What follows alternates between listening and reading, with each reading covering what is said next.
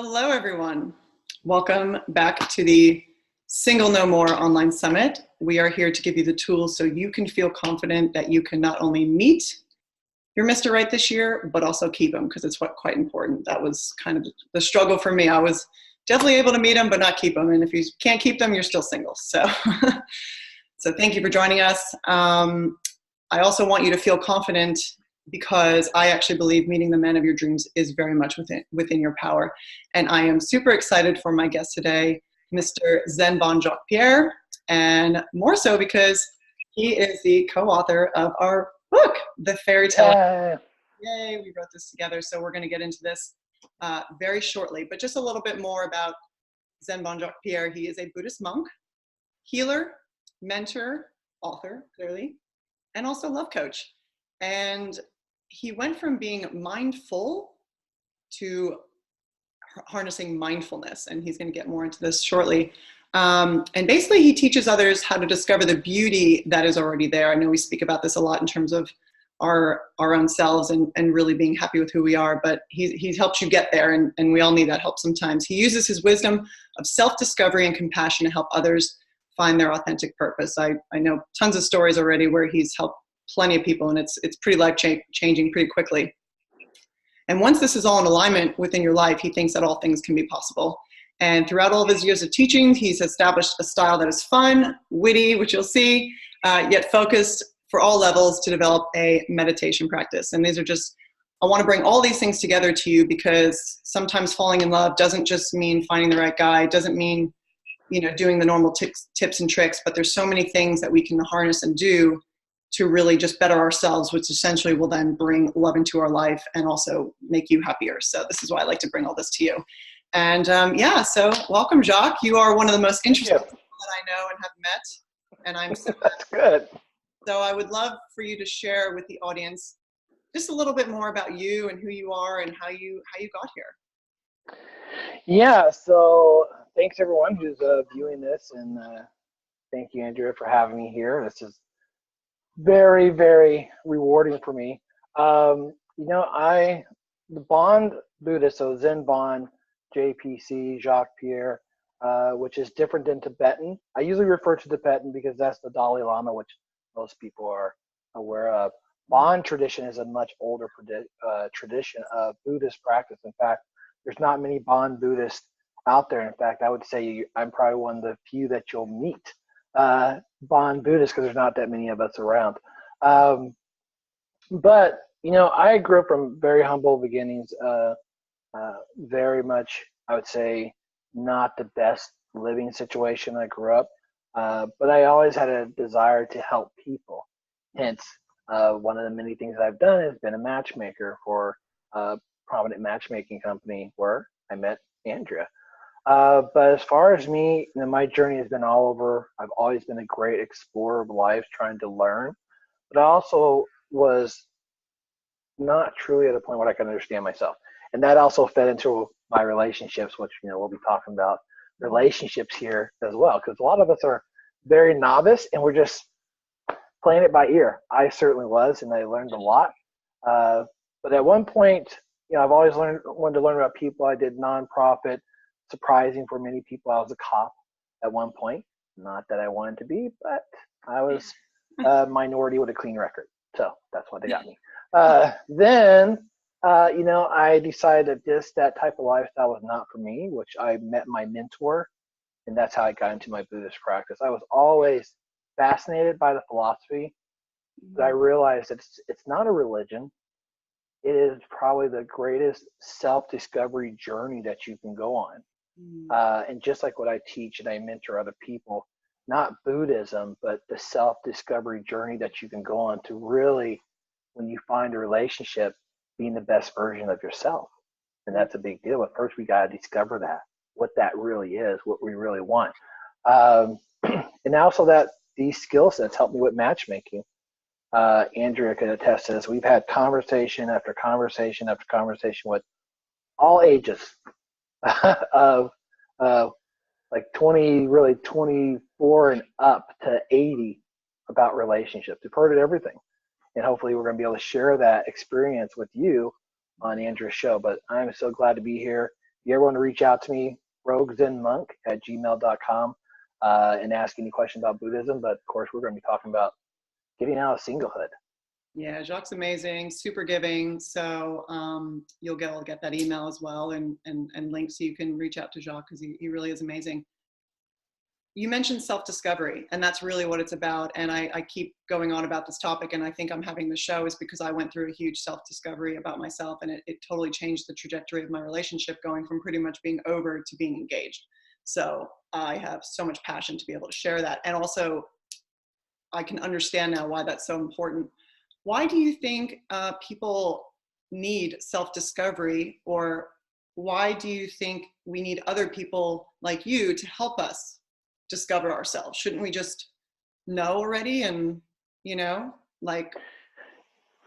Yeah, I mean, it's a great question, and there's a few things to that. When you think first, the reason why we want to go on a self-discovery journey, because we really don't, many times we don't know ourselves. We have a collection of what we've been taught, what we've seen, what we think is valuable, but we really haven't questioned the why we believe what we do, and if it comes from us or it comes from what we've been taught. And all the different things sometimes that we're taught about relationships and things like that are not always on point or in alignment with who we are and what we want. And then the question becomes, too, when I've talked to people who say, I want this in a relationship, then why do you get in a relationship that doesn't fit all the things that you said you wanted? And that's where self-discovery comes in. Is that why? You said you want this, but you're in a relationship like this. So do you think it's a conscious thing that's happening where we're being drawn to something that we don't necessarily want? Or is it just, what do you think that is? I think many times we don't even break down the concept of love, the concept of ourselves, the concept of what we look like in that. And I think we have sometimes a mixed idea of what a true relationship is.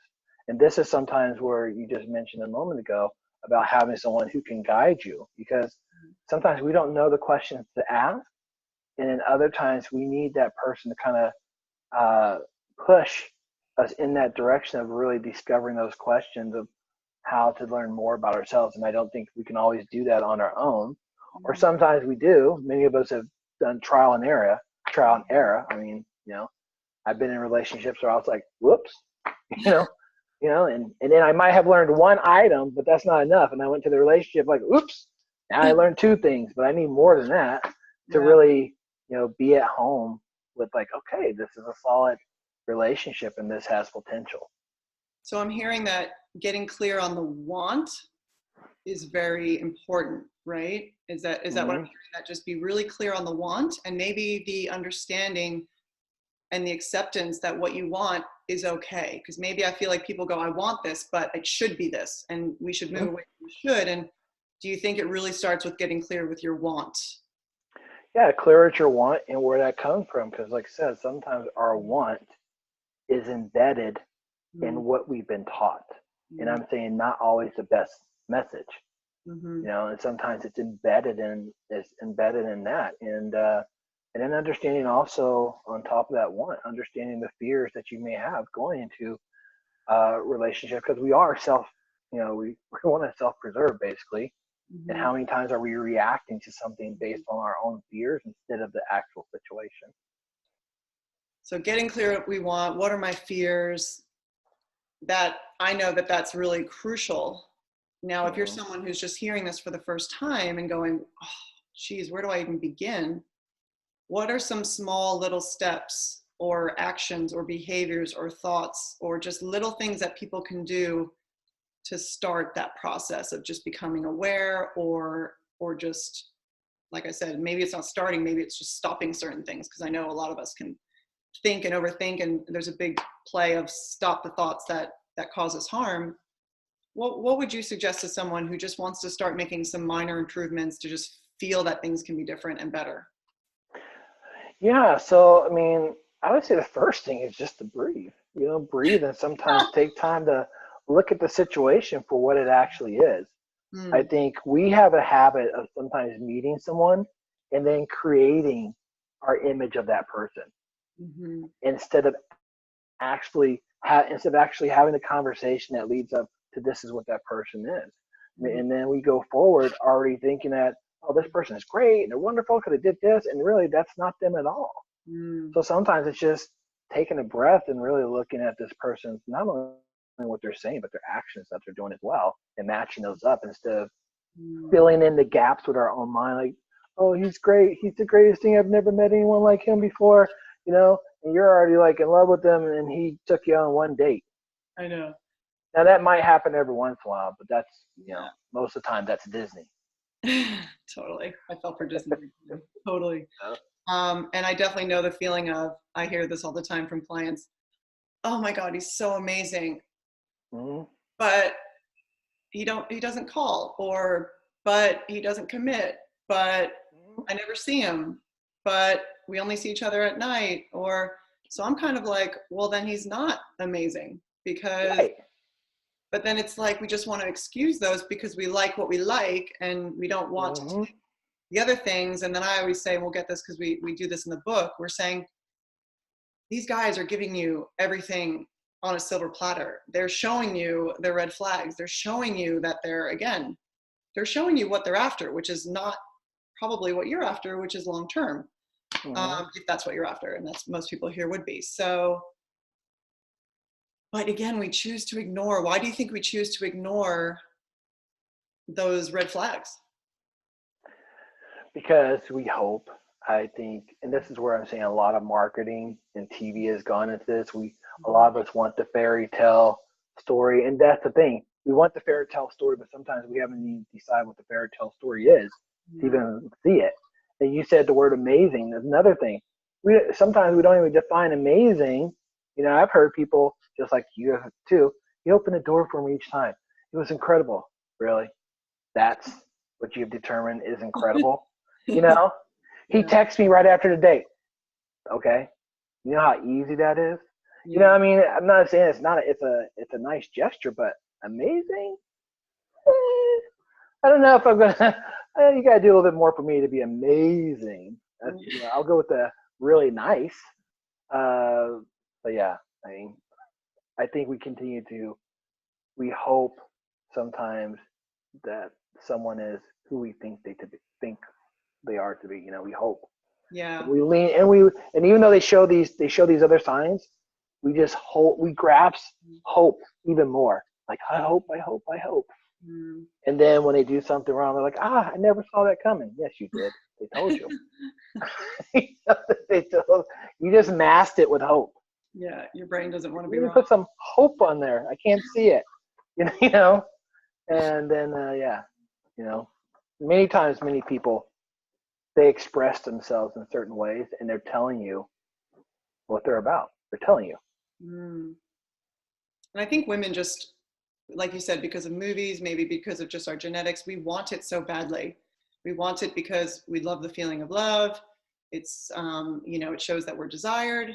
And so we don't really want to then face someone either not liking us or, we want to just be so excited. We see somebody and we see the potential, and we probably don't want to believe that it couldn't work. It's crazy. So, yeah. And I think what's been so interesting with like what you were saying was something that's really helped me in my dating life was realizing that everyone comes from different backgrounds. I've had my own upbringing, you've had your own upbringing, this person has their own upbringing. And through the course of the show, we're obviously going into how much that influences who you are today. And so let's not assume that this person showing up is completely perfect. They're just a person, they're someone to get to know. But at the same time, there's also then no perfect combination, because every combination is so unique, because I'm unique, you're unique. Mm-hmm.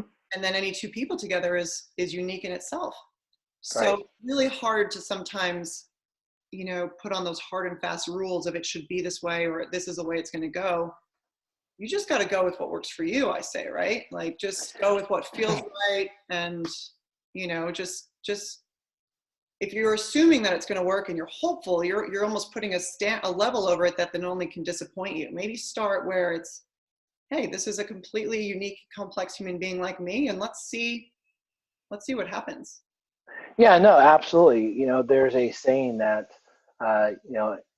I like to enjoy the rainbow because the pot of gold at the end is never what I truly expect. So sometimes it is enjoying the journey Mm. to where that relationship can go, and not so much thinking already adding up what the end or what the goal is for that relationship. Sometimes it's just being there. Because when you can truly be present, then you can see some of these signs that might be saying stop, don't go forward, or the signs that are saying, yeah, go forward with this person because this person has every, most of the things you're looking for. I can't say everything because that's, good luck Yeah. on that. So my fiance is Australian, and I know that for a long time I focused on where are we going to live? Are we going to live there? Are we going to live here? How's it all going to play out? And it was Mm-hmm. paralyzing because I Yeah. was worrying again about the future and not really just enjoying what we had right then and there and what it could Mm-hmm. be. And then once I opened my idea to the possibilities of we'll figure it out when we get there, it just, again, it kind of took that pressure off. So I think we always say, like in those beginning stages, just don't overthink it, right? Just stay, Mm-hmm. like you're saying. Don't worry about those bigger things till it's something to worry about, right? Because it Yeah. can make you go nowhere. Yeah, and there's one thing too that I've noticed is I was thinking about this as far as just this topic is not having in the beginning, not having a lot of distraction. And what I mean by that is, sometimes people get together and they go on all these adventurous dates, right? Then they're fun. I'm not saying they're not. But if they don't spark a lot of communication, it's really you're falling in love with the fact that this person brings out a feeling in you because you're doing all these adventurous things. Mm. And then you don't really get to know them. Mm-hmm. You know the feeling that you have when you're with them because you're surfing or you're rock climbing or you're doing this. And so you're in love with that feeling more than you are with them. Mm. And so I think dating in the beginning, I'm not saying not to have an adventurous date because, people are going to do that because it impresses, but to have some really strong, just no phone communication Mm. dates where you can really just dive into each other and understand kind of what you're kind of where are you going, Mm. what are you like, how did you get here in your life, Mm-hmm. and really get to know someone on that more of that level instead of just like, man, we had fun doing this, we laughed so much doing this, I had so much fun when we went here. Yeah. So this is a good question, and this is about, I kind of have two questions. My two questions are, how long does somebody, if they kind of want to go, how long do I give it?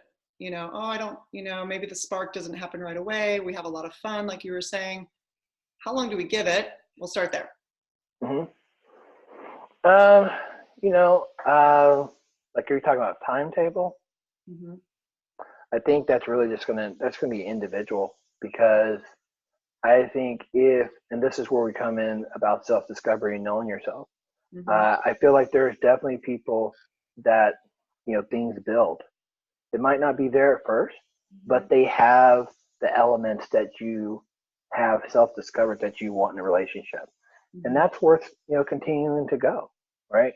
Because I'm a big believer you're never going to get 100%. And if you're looking for 100%, stop. If you can get 80%, I mean, you're hitting it, Yeah. But I think if people display signs early on that this is what it is, and once again, this becomes a self-discovery and, of course, listening. Mm-hmm. You got to take them at face value. Mm-hmm. It's those key words when someone's like, "I really don't have time for this." They really don't have time. That is their message to you. Like, I really don't have time for you. And if you really wanted to get straightforward, that's the nice way of saying I don't have time. What they really are saying is, I don't think you're a person who I want to move my time for right now. Mm-hmm. You're not the highest priority to me. Mm-hmm. I'm saying it nicely by saying I'm really busy right now. Yeah, we talk about that in the book. We basically say that, and obviously everything we've written, it's coming from a guy and girl perspective, which is good. But we just say that, guys don't want to hurt anybody. They don't want to hurt their feelings, and they're just really not good at like I said, almost calling it out. So they'll say it in a direct way, which if you take it the way of, oh, that just means that's just an excuse, or, you know, it's not really listening to what he says. He's trying to say it in a nice way, but and they're like, oh, but he's so nice. He must mean this. Mhm. No, he just doesn't want to hurt your feelings. So, but take it for what it is. Like, yeah. So It is. And you some guys, gotta love him and hate him for that. If they were maybe just a bit meaner, maybe they would, you know, girls would get that's right. Yeah, because guys have, they came from a woman, of the womb, so they don't try to be mean all the time. But guys are also knuckleheads that way sometimes. They'll come up with elaborate stories sometimes just to hopefully keep the door open so they can go out as a good guy. Mm-hmm.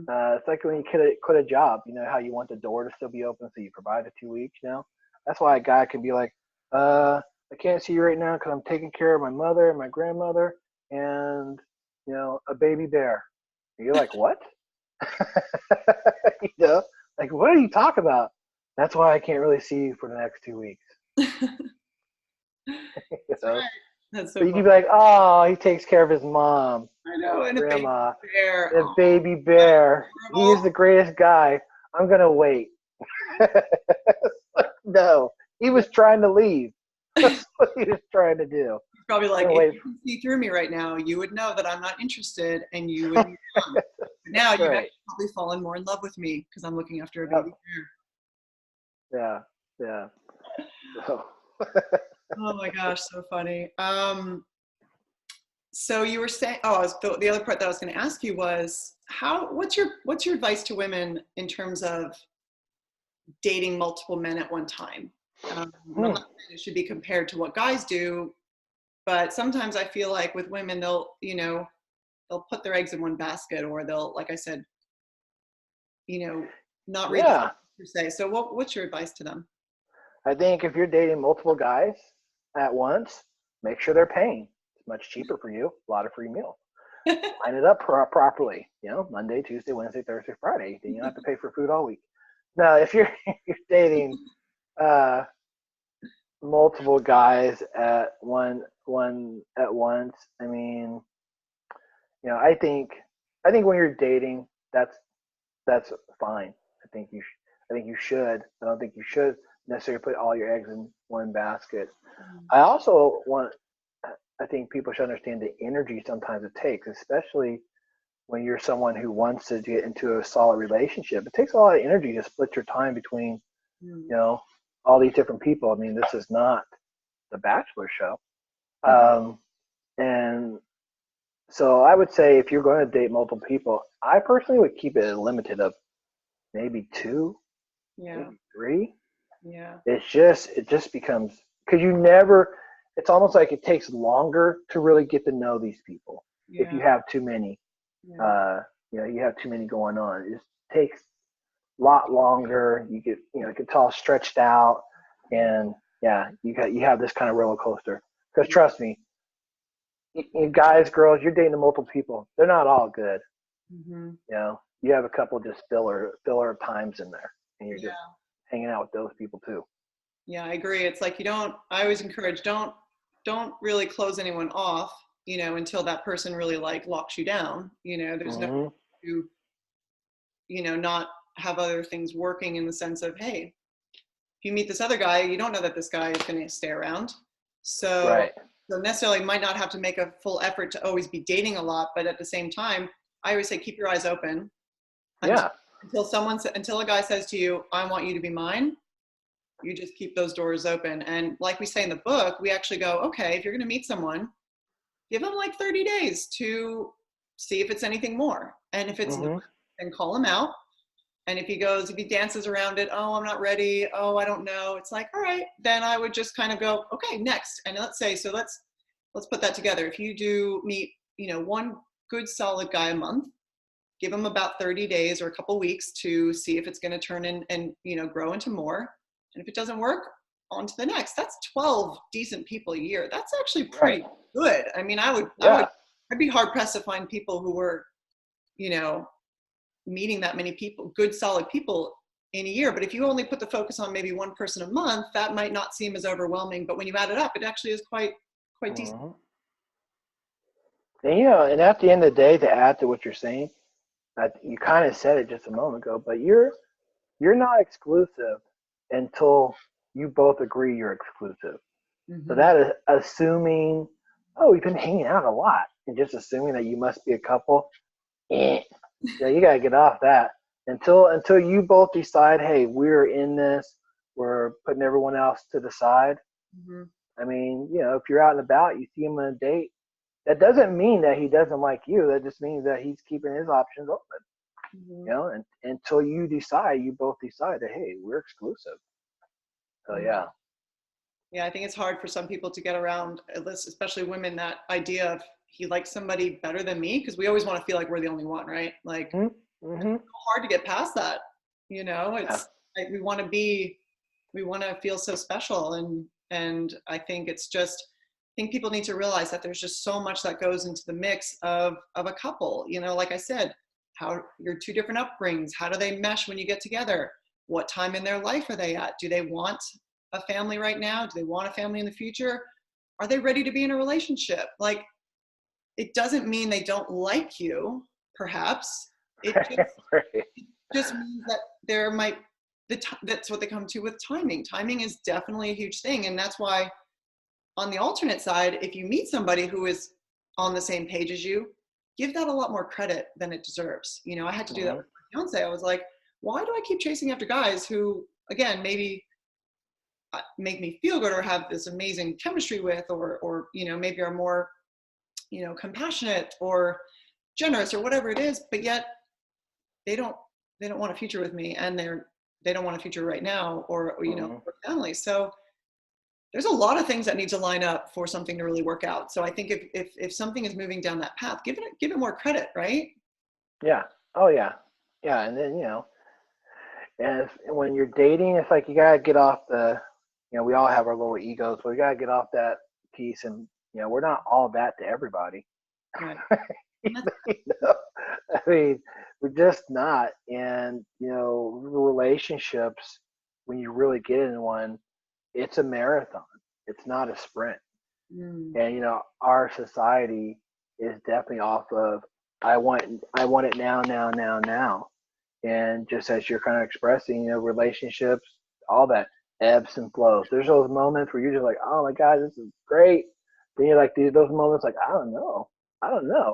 And I don't know, unless the person just has none of the, wants on your list, that I don't know will pass. It will pass, but, and I think that's where some people are like, I don't know, it's not the same anymore. Maybe I should leave this person. When really it's like, it goes like this. Yeah. It ebbs and flows, and it's a marathon. If you're trying to go for the long haul, you're going to have those moments. You're going to have arguments. You're going to have disagreements, and that's all part of it. Yeah. And that's okay. I like to point out those arguments. They're not you not working as a couple. Mm-hmm. It's actually you guys just working out your own stuff, and you're just clearly irritating each other, which you don't mean to do. Nobody. Right. If you're with somebody you love, you're not going to go, you don't deep down going, I hope not, going, how am I going to screw this person over today? Right. It just means he said something that ticked me off, and then I responded, and he was like, oh, what's wrong with you? And it's just you kind of working through your stuff. But what I've learned over the time as well is that by being with somebody, that's how you actually learn more about yourself. You learn to grow. It's really hard. It's not hard to grow together, but it's going to happen, and that's a good thing. It's more like going, don't see arguing necessarily as a bad thing.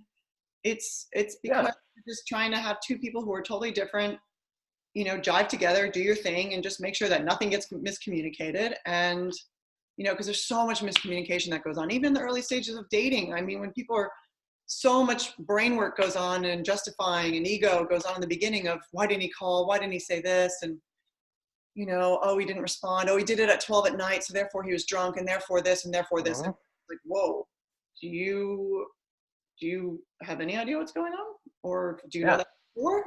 Just find out. Like, so yeah, it's definitely a tricky one. I guess weirdly what I'm trying to say is, when people say it takes work, I think it's because we're just uncovering our own stuff. And the beauty is we do have someone there who supports us, and we just need to remember that versus feeling like they're against us, because that's really it starts to go awry. And yeah, you know, choose people in the beginning who want to work with you and who want to know more. Yeah. And I think one of the key factors that I think some people skip over is really finding someone who wants to grow, who wants to continue to learn about themselves, learn about you, learn together, you know, and can accept, you know, some of the things that you bring to the table, because we all have a little bit of, you know, bags. No matter if it's your first relationship, you got a little bit of stuff you're carrying, and you want to know that that person is going to be with you to not only uncover that, support that as you both go on the journey together. You know, there's a lot of aspects that we look at, security, things like that. But I tell you what, at the end of the day, to me, it's someone who wants to grow with you, because you can live a long time.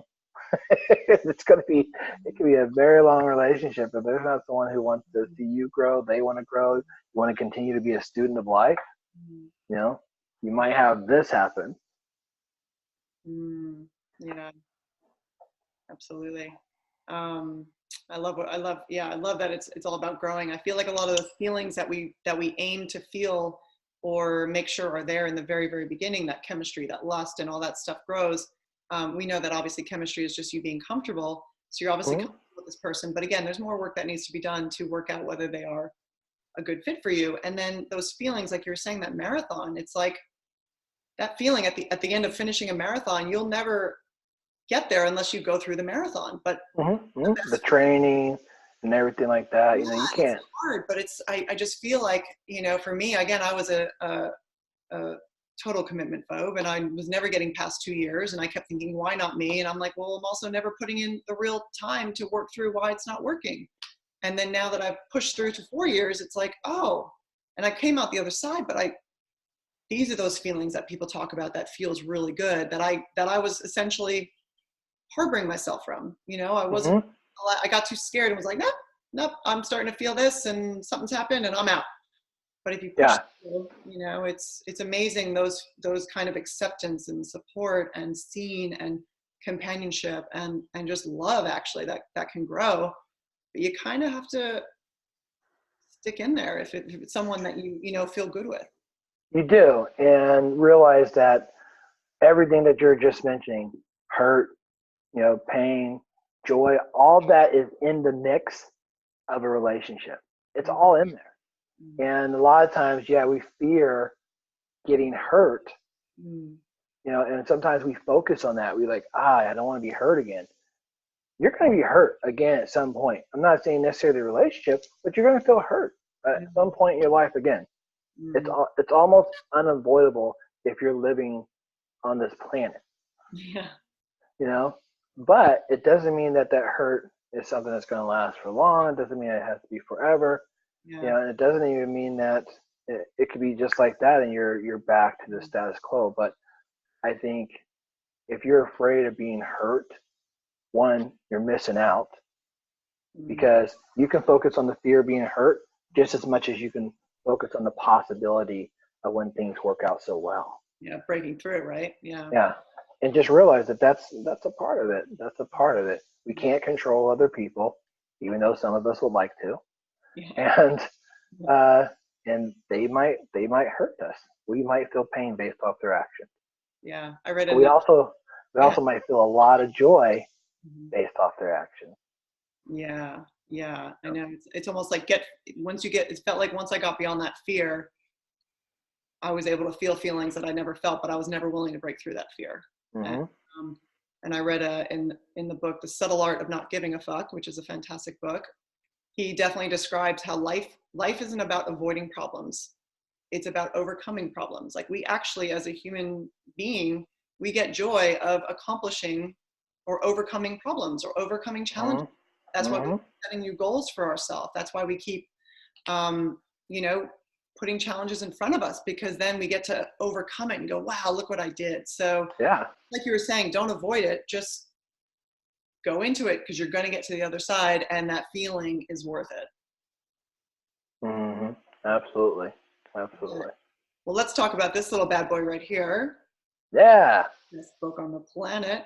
So we wrote this because it's really just for women who want more. Like we were saying before, if you're someone who just wants casual dating, all for it, go for it. But for those women who want more and they're not getting it, and you're just getting frustrated by it, and men are frustrating you, and everything's frustrating you, and stuff not working out, you need this little bad boy. So we had so much fun writing it. It's a quick 30-minute read. It's awesome. I think this should be the new thing, 30-minute reads. It should. No, you know what? It not only should that, I want to add this to this whole thing, the premise of the book as well, is, both of our information's in there. I tell you what, if you're questioning about a relationship, you should reach out to one of us or talk to someone. I'm not saying people's girlfriends or your guy friends are bad, but sometimes they don't have your best interest. I can tell you that right now. Sometimes if the girlfriend is not in a relationship, she doesn't want you to be in one either. So sometimes you need a great outside perspective to call you out. Right. And I tell you, that's why our information's in there for you to reach out and call you out. Yeah, and get the actual work done. Because it's easy for girls and guys to be like, oh, he was a horrible guy, blah blah blah. He might have been a good guy. I mean, a lot of times when we're complaining, we only talk about the negative. And your friend's gonna be like, yeah, he's terrible. Exactly right. Yeah. Don't hurt your feelings. I'm like, yeah, that's right. Right. So. Right. Just dump him now.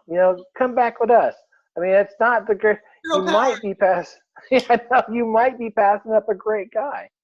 You might be passing up a great guy just because you had a few girlfriends that are like, hey, we need you back in the single club. I think you make a good point there, because I think there was a little small part of me that, not only didn't want to leave the single club and give up my single life, but just felt like I didn't want to I didn't want to be that girl that was like, oh, now she's with her guy all the time and you don't be with us anymore. And I started again to realize, well, what was that doing for me? These people aren't going to help me make a family. This is this is a stage of life that I want to meet. So I might just have to let go of this life. And it doesn't mean necessarily let go, but just kind of, it's there, just move past it. And then if any good friend, hopefully, that should be happy for you. And if they're not, that's their issue. And they probably need to come talk to us. But, any hopefully really good friend would be happy for you and your success in love, because really that is what a lot of us all want. So, you make a good point there with, to add just one more thing to that is, many times we're asking our friends sometimes and things like that for advice when it comes to relationship. And I'm not going to knock all friends. That's not always bad or things like that. But one of the things, like you, myself, we have listened to hours upon hours upon hours, infinity, of how many of people's relationships, everything. It's a whole different perspective you have when you hear someone talk about dating this guy over and over and over and over again. There is a certain expertise that you now have in that arena that most people don't have, because most people don't just do a sample group of thousands of people and listen to, tell me about your relationship and how it went. So that's just kind of to share that with people out there, is that friends have typically good intentions, but sometimes, they don't know, because they're just basing off of the few relationships they've been in. And that might be 2 or 3, Yeah, exactly. We definitely start to notice the patterns. We can pick it out. We can call it out. And I think it's always sometimes really comforting for people to know, I hear this a lot. And they're like, oh, so you know how to fix me, which again, of course, nobody needs fixing. There's nothing wrong with you. Yeah.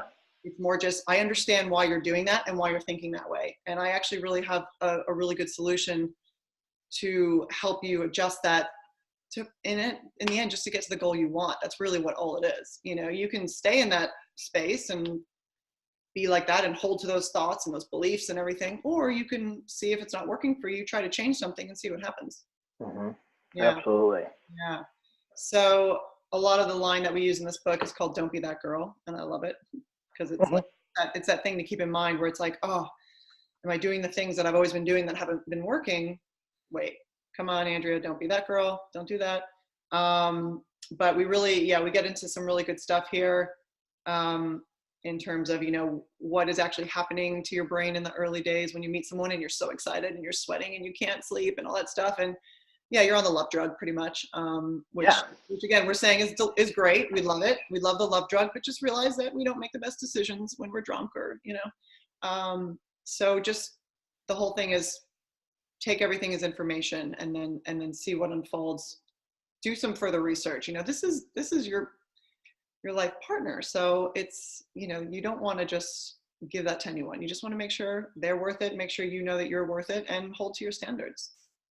Absolutely. And another thing that great was writing the book was, just like you said, it definitely validates some feelings that people already have. I think it also really starts the conversation that you should have with yourself to know that, okay, this is something I should go deeper in. I mean, the book was really meant to say, hey, here's some hard facts and here's some things that are going on, some things to look for. Maybe you've seen them a few times, so we're validating that. But it also is the beginning for you to dive deeper. Like here's some things, but this is just right here for you to dive deeper. So that's why it's such a powerful, quick read, because you're gonna be like, oh, yep, oh, yep. And then you're like, okay, I need to show this to someone to validate this is what I'm talking about. This is what you're doing.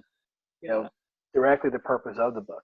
Yeah. And I know the epiphanies for me, they all came in one fell swoop, but it was because I had, just done that kind of few years of collecting and listening and, mulling it over in my head. And it's like, even if this is just the start of going, this does seem pretty on point, maybe just kind of note this for a minute and see how it keeps happening. Because like we said, we've seen it a lot. And what you have done in the book as well is and done an amazing job is pinpointing the essentially types of guys that you should be avoiding or just have on your radar, because we get so many emails where people read the book and they go, I was dating this guy and I'm not going to date this guy anymore. And oh my God, I had 2 of those. And again, we're obviously just trying to showcase that these guys are pretty obvious. They're in clear as day. You can spot them if you want to. Call yourself out if you're not. If you're just going, well, I'm just going to ignore it, that's fine. Just call yourself out. And I think that's probably been one of the good feedback on the book so far, is just our ability to pinpoint those master charmers, as we call it. Yeah, I mean, we got to think in the capacity. It is hard to just, let's say, you throw your clothes on the bed when you come home and you decide that no longer you're going to do that. You're going to put them in the basket, but you find yourself still throwing the clothes on the bed. This is not the greatest example, but it's going to work. How hard it is just to adjust that habit. So something you're just saying, when you're like, I'm never going to date this type of guy again, but everything in you still seeks that person, because that's what we know. It still seeks out those trends, and it still looks at the guy who's sometimes the nice guy or the guy who's doing things for you as foreign, and there must be something wrong with him. I'm going to stick with a guy who, from the outside is showing me all this dirt, because that must be the good guy. Right. Underneath that, if I dig far enough, no, it's just. I know. I mean, that's why there's that term that nice guys finish last, which I don't necessarily believe, but that's where that term comes from, because some people think like, if this person is jaded and I can mold them, then I have them forever. I don't even know who came up with that whole thought. Yeah, I think we also. I don't even know. Like, where did that get created? I think we also just get, as women, and I could just be speaking for me, but I think we're going to get a lot of validation that it's, oh, they've pushed everyone else away, but they fell for me. And it's like, okay, you can try. And trust me, I tried. I had about 3 or 4 of them and it didn't work. And I went, what is this doing for me? And, and I like the point you made about sometimes we have to actually, almost recognize our negative habits. And there are probably habits that we need to change to get what we want. Exactly. I think we all just think that it's supposed to be easy. And yes, on the TV it is. In the movies it is, Mm-hmm. when you see a happy couple, and yeah, they might have fell in love from day dot, but like I said, maybe they had the best upbringings, and then therefore it just all fell Right. together. But there's other people that don't, might have to just, I know I had to work a lot harder to get to this point, and I can't be mad at myself for it. I just have to be thankful that I got here. And Mm-hmm. but again, it's just, there's nothing wrong with working through those habits and things. Did you have any negative habits that you had to essentially break? Yeah, I mean, and they were hard. It was being a guy. I was kidding. Um, yeah, no, I mean, when my younger days, um, I mean, there's just, you don't want to say like, oh, I was selfish, but when you reflect on when you get older, it really was. It was about me. Some of the people I dated, it was about me. And, if you didn't jump on this train, then I found ways to get rid of you, Mm, you know? And I think not acknowledging that's what it was one of the bad habits, was just not acknowledging like, this is just not working. It was more like, I'm just going to fade to black and hope you just walk away. mm, And unfortunately, sometimes that just made people want to clam onto you more. mm, So, and so, yeah, I would say that was probably like something I had to, you know, get out of. Um, and then just like a lot of people, that came from being in a relationship where I feel like I did everything and being scarred. So mm, then I went to the other side, kind of like, okay, I'm gonna make it all about me now because that's the relationship I was in. right, right. Yeah, Yeah, but just coming to that realization of, like I said, yeah, not all that. that's interesting. It's interesting that even like it sounds. I think that that's what happens with guys, is that you guys make a shift of going, it is all about me, like anyone, Hmm. right? Which I think is perfectly fine. I think everyone should kind of definitely, get out there and do what needs to do for them. But then there's a shift where it's maybe going again. They say, I want more. And then you Hmm. are more about somebody else and you want something. And you got to get a guy when he's in that side. Don't go for the guy where he's like, I'm all about me, because that's just going to end in heartache. And I think I kind of had the same situation where I traveled the world for 8 years, and I was definitely on the, you know, achieve train. And I think Hmm. I always said to myself, I'm open to love. Yeah, I can meet him tomorrow, and he's out there, and it could happen anytime. And I think it definitely could, but at the same time, I also think that I actually really still wanted to do my hit list in terms of the Yeah. things I wanted to do. And I think I really had to have an interesting talk to myself when I finally made that shift and said, okay, that list that I set out, I've achieved. I've traveled the world, I've started my own business, I've, Hmm. you know, competed in certain races and all these things. And then I went, okay, now I know that I'm more open to not, just starting a new list with someone else. I didn't have to keep forming that list. And it was just almost a sense check of going, "Ooh, all right. I don't have to just keep Yeah. going. And I'm actually really proud of what I've achieved, but I had to kind of stop and look back." So Right. I realize that other people might be in that state too. Are they on the achieve train, or are they in that, hey, I'm actually ready for something more? Yeah. Absolutely. And and I get it because everything we're saying. I mean, it's not easy. I mean, you're literally, when you start to fall for someone or you really like someone, you're I'm not saying literally, it's like you're intoxicated. Yeah. You are intoxicated. And you're intoxicated with the feeling. That's why sometimes when people end quickly or things like that, they still long after that person, Mhm. Mhm. you know? But they're longing after the feeling that they had, especially if they haven't been with anyone for a while. Oh, man. You get a little snuggling and cuddling, and Mhm. yeah, you're like, I want that. Mhm. Leave the personality at the door. I just want the sensation of that. So and I say this just because even recently I've talked to some people and just listened to their stories, and you can just tell they were they want that feeling when things were really good that the guy brought to the table, but Mhm. the guy themselves have made it very clear, I don't like you that way. Yeah. But they still want it. They still miss it, you know? And they identify that with him, the guy. Like, man, I still miss him. Like, you miss the feeling that you had in those small moments. That's really what it is. Yeah. Yeah. So that's overall, he wasn't a good guy. Yeah. Or, yeah. Yeah. Yeah, no, I get it. You're right. It's not easy. And that's why I think we are so passionate about trying to help people, understand why, what's happening, where you can get to, give you inspiration that you can get it. And I've always said love has always brought me to the highest high and the lowest lows. And I think once you can actually, like we were saying early in the beginning, once you can have that self-discovery and really fine tune what you want, what you deserve, really have those boundaries and that really awareness of who's good for you and who's not, you can hopefully avoid a lot of those ups and downs and really just level out. And then from that person, you're going to really attract someone on your level. I'm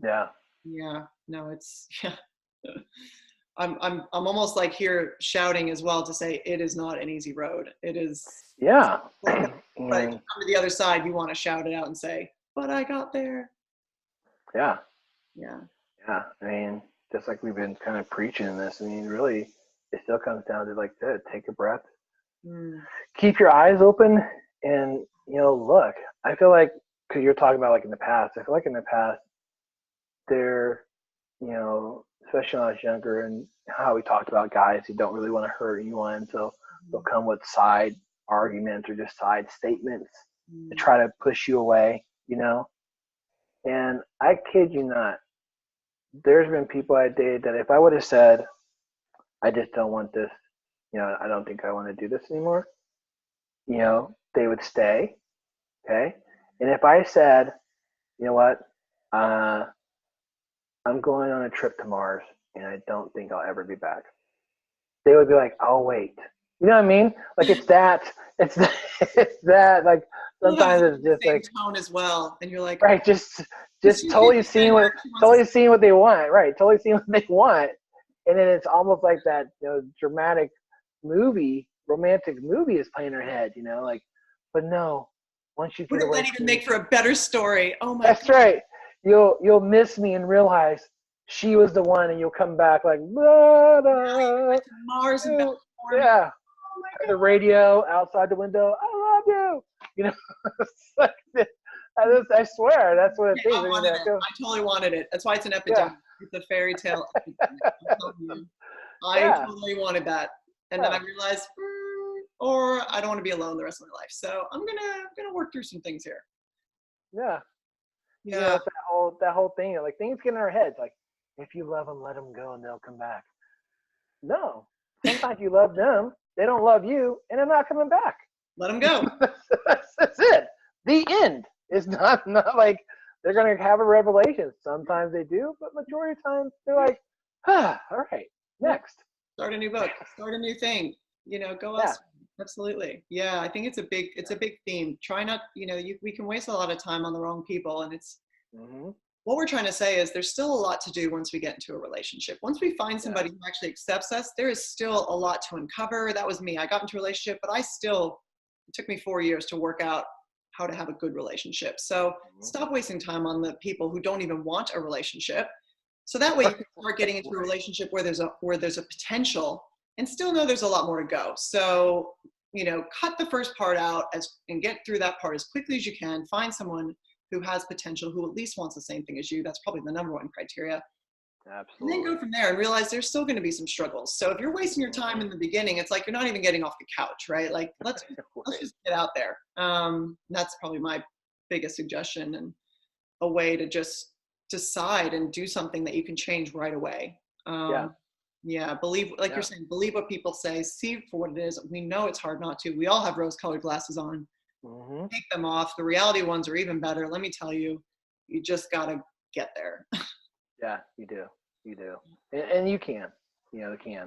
I just think, just like we're saying, sometimes it's not a bad thing to say, hey, I need relationship help or advice. It's not a bad thing. Sure. It's like if you're thinking about spending the rest of your life with someone, you get advice for eating lunch. you probably should get advice for a relationship that you want to be in for a long time. Yeah, and like you just said, it could come from people who are either trying to make money off you, like the movies, or Mm-hmm. you're the media and or family, which they're all going through their own stuff because we're all Mm-hmm. uncovering and discovering ourselves. So they're only going to know what they know. And I Yeah, definitely found that it was a lot easier when someone else can kind of call you out on your stuff. We can't always see what what others, not to say others can see, but it's really hard to kind of self-diagnose ourselves, right? And it say is. It is. it's really hard. So that's definitely a reason why, getting some outside, coaching is phenomenal. And Mm-hmm. so you're also really big into meditation. I am. In terms of this, people who are at this place in their life, what do there's a lot of hype about meditation. There's a lot of talk about it. What does it do? How do you see it helping people? And even in the smallest and biggest ways? Yeah. So first, I don't think, to put this out there, I don't think people have to meditate for hours upon hours to get the benefits of meditation for, let's say, a minute. I think it's something that you should put throughout your day. It's good to kind of have a moment where you can check in with yourself. It doesn't necessarily have to be in a space where it's all quiet. It could be, sitting in your car before you go to lunch, but you just shut everything down so you can take a moment to just gather yourself and appreciate where you're at. And I think that's what the main thing that meditation does is it reminds you of the importance of you. Mm, And it reminds you of the importance of you being here in this time, in this moment. mm, And and why that becomes a big deal, because as you enter a relationship, you realize that it is moment to moment. You don't know about, you know, you don't know about tomorrow. Yesterday is done. You have this, and you want to appreciate all that is in that moment with your, your person that you care about, or you love, or what have you. And that's what meditation brings to the table, is mm, that connection that goes beyond, electronics, beyond the day-to-day activities. But it's just like we are connected in this moment on this level. And that's a beautiful thing, because that's all we have right now. And mm. we're going to take full advantage of that moment. That's, to me, a good practice of meditation. But it can be just, like I said, it could be a minute here and a minute there, a Yeah. minute there, It doesn't have to be 20 minutes here, an hour here. You can build on that later, but just moments through your day. Yeah, and I love what you do best when you do meditations with groups as well, as you just get people to start almost thinking down the right track and thinking about things that they don't take time to stop and think about, and it really Mm-hmm. new perspective. But like you're saying, I love that it's even in a park, even in just 2 to 3 minutes, just somewhere like you said in your car, just breathing and just almost coming off autopilot for two Mm-hmm. minutes. I think that just would be Yeah. so healthy, and it sounds weird, but I could see how that would help. I know for me, I realize when I work and I'm stressed, I don't breathe. Like I really don't. And I thought when I went to yoga, it was because I was stretching, but it was actually because I was breathing. I was like, wow, I feel amazing. And Yeah. Yeah. I only found that out because I was getting just such pain in my neck and all these things throughout my body. And I was like, what am I doing wrong? And the cause was I wasn't breathing. Mm-hmm. So I'm a big advocate for this, but I like what you said. Just even if you can just take that 2 minutes, if you took 2 minutes a day to just Right. stop, close your eyes, and appreciate that you are a living, breathing, healthy being on this planet Mm-hmm. who has endless potential, and the day is there to unfold and be amazing for you, and just that appreciation, I think would just, you almost by doing it, you realize, how was I not doing this, right? Like, oh my, Right. then all Right. of a sudden you're putting your energy in a new direction. Yeah. And you have it. There's no one who doesn't have 2 minutes. You just don't. If you say, I don't have 2 minutes, you're lying. You're lying, Yeah, you yeah, know? Yeah. The yeah. bottom line. You got to make it. Like, I agree. Nobody has it. We don't, Yeah. we can have it or we can have it. We just have to decide, and Yeah. realizing that it's not silly and it's not stupid, and just, it could really make a difference. Just any little, and it's just the smallest thing you can do, right? It is. It is. And then to get you onto the, right track, and then hopefully one day you start learning about mindfulness and how that can be totally life changing, and with a partner with, how that can really change both your lives. I mean, it's beautiful what our life can become as long as we continue to explore. Yeah. And then I think the biggest thing is continue to be curious. Mm. Yeah. It's almost like, when we're brought up, we know we have this end goal of potentially marriage or a really solid partner and a partner in life, but yet it's just how you have to go through steps to get there. It doesn't just fall into your lap. And I think people just need to embrace it and know that you can get there. There are ways that you could, self-sabotage and not get there and make it harder for yourself, or you can try to embrace really good practices and get there. It's no secret. Some people have love, some don't. It's not like I can't sing for crap. So it's not like you either have it or don't. These are actually skills, which is just more about learning about yourself, that anyone can get, adopt, learn, be, just by trying and just by being aware. And weirdly, it sounds like a lot of work, but I'm like, oh man, but it's worth it. Like, it is. You're going to think, how do I operate that way? You're going to think, how was I operating like that beforehand? Man, that was exhausting. I have realized how much mental energy I have spent on wondering who this Prince Charming of mine was going to be since I was probably 18 years old. Oh, he's going to be amazing. And I get people saying, oh man, that guy's going to be something for you. And so I put him on this pedestal. And of course, there is no man on a pedestal. That's unattainable. And it was screwing me over. And then the minute I was like, oh, wow, look at all these, I'm not perfect. Look at all these not amazing, perfect guys around me.